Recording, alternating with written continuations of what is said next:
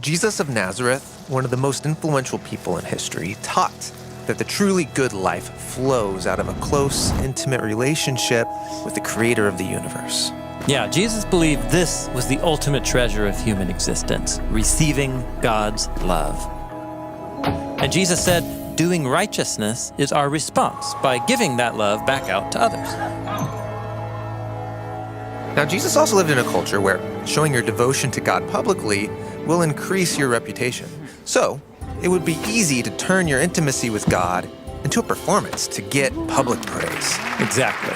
And so, in a group of his teachings called the Sermon on the Mount, Jesus warns his followers about that temptation. Be careful that you don't do your righteousness in front of people for the purpose of being seen by them. If you do, you will have no reward from your Father in the skies. So, acting like you're close with God might gain you social status or applause. But, Jesus says, that's really all you're going to get. Jesus describes this performance as being a hypocrite, which comes from the Greek word hypocrites, which refers to a stage actor putting on a show. So, how can I know if I'm becoming a hypocrite? I mean, that seems like an easy trap. Yeah, it's super easy. And so Jesus offers 3 case studies. He uses the 3 most common ways in his day that Jewish people expressed their devotion to God, beginning with generosity. So then, when you give generously to those in need, don't signal it with a trumpet, as the hypocrites do in the town squares or streets. They do that to be honored by people. And I tell you the truth, they have fully received their reward. So, in Jesus' culture, public displays of generosity were a way to celebrate God's generous love. But they could also become a way to promote yourself. So Jesus offers an alternative.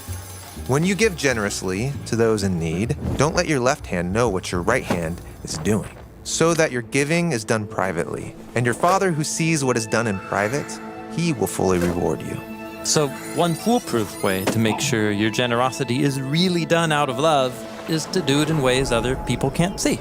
But didn't Jesus also teach to let your light and good deeds shine as an example for others? Well, yes. When you consider all of Jesus' teachings on generosity, we see he regularly called his followers to give generously because it displays the heartbeat of God's love. But be careful and self-critical, he says. If there's even a hint of inner hypocrisy, it's probably wise to do your giving in private.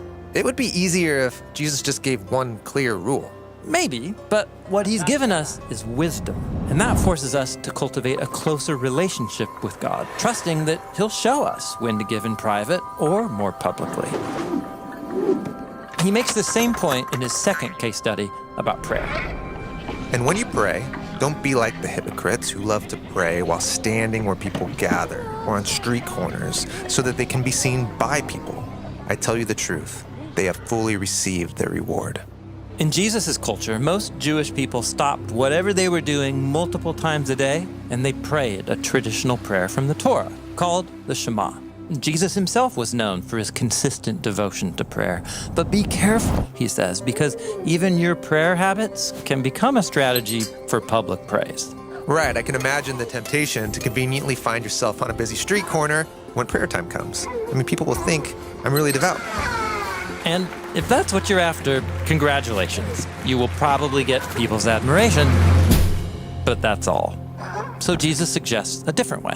But when you pray, go into a room, shut the door, so you can pray to your Father in private. And your Father, who can see what's done in private, he will reward you. Prayer is about spending time with God, sharing your thoughts and concerns, and trusting that he will hear and respond. The easiest way to check your motives for praying is to do it when no one can see. But again, this is not a rule, it's wisdom. Jesus prayed alone and also together with his followers. Both are important ways of connecting to God. The third example Jesus gives is about fasting. When you all fast, don't look gloomy like the hypocrites. They make their faces look disfigured, so their fasting will be seen by others. I tell you the truth, they have received their reward. So fasting is a way of praying with your body by withholding your own physical needs like food and drink, and then inviting God's presence to meet you in that place of need. But even fasting can be used as a performance. Yes, so be careful, like Jesus says. But when you fast, anoint your head with oil, wash your face, so your fasting isn't visible to anyone except your Father in private, and He will reward you. Now, notice that in all three cases, Jesus does not say to ditch these practices. Right, express your devotion, but find creative ways to do it so that you don't treat God's love like a trophy. Jesus knows that his followers will be most effective in the world when they care the least about their social standing, because their ultimate goal is simply to know and be known by the God of generous love.